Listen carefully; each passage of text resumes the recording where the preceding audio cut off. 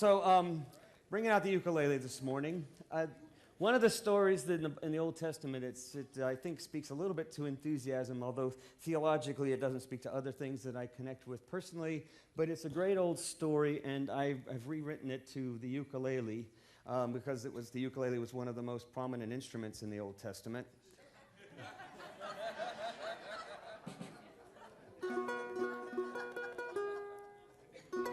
And it's something that David played, although people called it a lyre, and they've called me that as well, but this is actually a ukulele.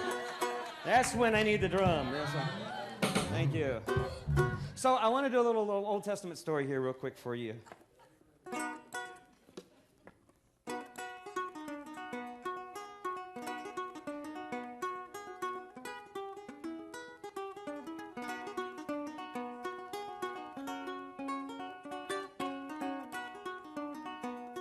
Well, David was a shepherd boy.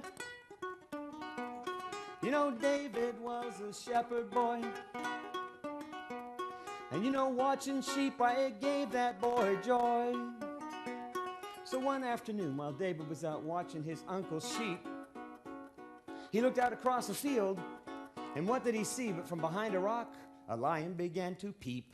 But David didn't squeak. He wasn't afraid of that lion. He just started to sing a little song as that lion began to creep.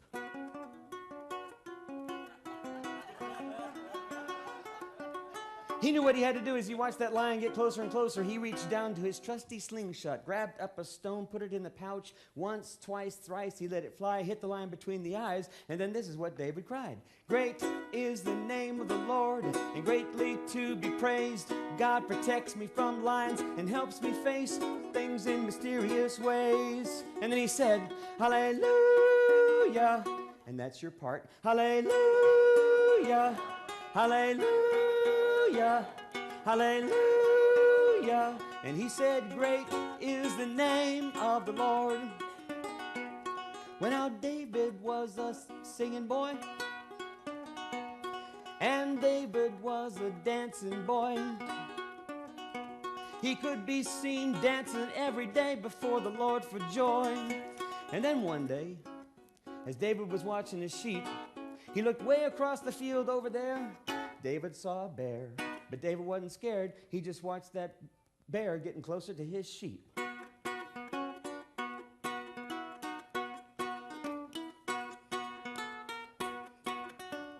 Forgot my musical themes.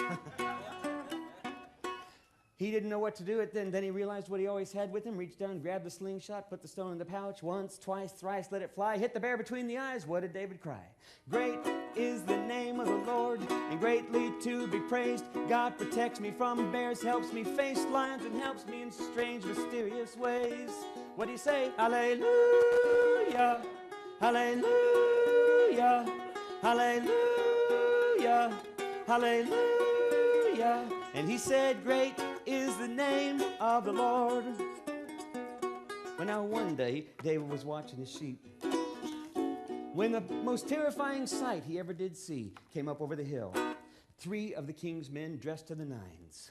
And as they approached him, he began to sense an ominous sensation. He reached down for a slingshot and said, I probably shouldn't do that. Because he realized they were administrators. But as they approached him, they looked solemn and somber. They said, David, right now, King Saul is in need of your assistance. Everybody knew David would always soothe King Saul's spirit with his music. He said, I always love playing for the king, but what's the matter? And the 3 messengers said, well, right now King Saul's in the midst of the greatest problem he's ever faced. Overwhelming odds, Philistines getting the best of the Israelites. Doesn't know what to do. We thought maybe your music would inspire. David smiled and he said, well, I really don't know anything about all of that, and then I hate to kind of leave my sheep here all by themselves. And they kind of looked at them hintingly, and the 3 men said, we don't know nothing about sheep. But David handed the staff over to the administrators anyway. It's a corporate joke. You'll get it. You'll be walking out the door and like, oh, no, I get it. So David, he took his slingshot and his ukulele and he started making his way to the field where the Israelites were hiding. But as he got closer, he could sense a terror in the field, in the valley. And he couldn't tell what the matter was, but as he looked up, he saw all the Israelites hiding. He saw the Philistines mocking. He saw a great big tree in the middle of the field, and he went up to the king's tent, went inside. The king was head bent into his hands, crying. He said, "Son, this is no place for you. You go on back with your music. This is serious stuff." And David said, "Well, I don't understand. Have you forgotten who you are, forgotten your purpose, forgotten what's going on? I don't get it." He said, "Right now, we can't handle this. It's too big. It's too great a problem." He said, "I don't see any problem. I just see everybody mocking and hiding." He said, No, you don't see what they got down there. They got a big old giant, a warrior of a man, one-on-one, challenge anyone to a match. Whoever wins takes all. Not one of my men's willing to go up against him. Too big, too terrifying." He looked down the field, and David said, "I don't see anything, just a big tree." He said, "Look again, it's got a helmet." Y'all are being way too kind. He said, "So that's the warrior." And he says, "Yeah, and you know what they call him? Goliath." You know what that means? You might as well go laugh down and give up. 2 more. But David wasn't afraid. He looked over at the king and he said, "You know, I've always had what I've always needed. I've always known what I was about. I've always had my slingshot. My ukulele goes everywhere." And he says, "I think I could face this giant." Well, now there was something in the boy's eyes, maybe an innocence, maybe a naivete, but the king once had something that boy seemed to have now. And for whatever reason, he said, "Maybe you can." And so they armed him. They gave him all the king's chainmail shirt, which weighed about 30 pounds. They gave him a big metal brass helmet, which weighed another 15 pounds. They gave him a big spear that was 7 feet long. David took 2 steps, fell right over on his face. He shucked it all off. He says, "I don't need all of this. This would be wrong for me. It's not who I am. I've always had what I needed." And he went down into the valley. "Great is the name of the Lord, and greatly to be praised." And as he went down into the valley, he couldn't help but notice he was stepping into a great dark shadow. Biggest shadow he'd ever stepped into. It was almost too dark to see anything. And then he looked up and he saw something blocking the sun. It was a great bearded face. He looked down and it said, "Well, look at what they've sent Goliath, a puppy dog.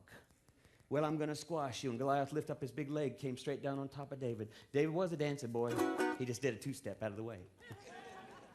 "Well, you're a fast puppy. I'll get you with my spear." Went over to his armor bearer. Goliath grabbed up the spear, said, "I'm going to shishka dog you." And then now you're just being... Anyway, he threw it straight towards David. David was a dancing boy.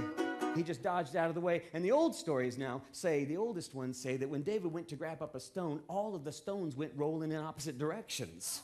That every one of them was as if they were saying, "We don't want any part of this." But David had the sensibility and the connection somehow to see one stone that seemed to be shouting out. And he grabbed up that stone, placed it in the pouch, and then once, twice, thrice let it fly. Hit Goliath between the eyes. Goliath fell over, and you know what David cried? "Great is the name of the Lord, and greatly to be praised. God protects me from lions, helps me face bears, helped me with a giant today." What'd he say?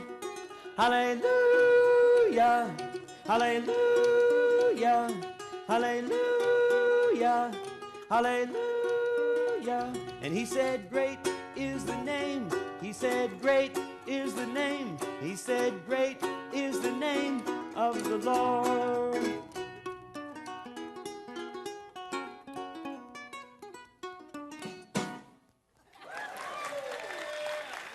Nice, thanks, guys.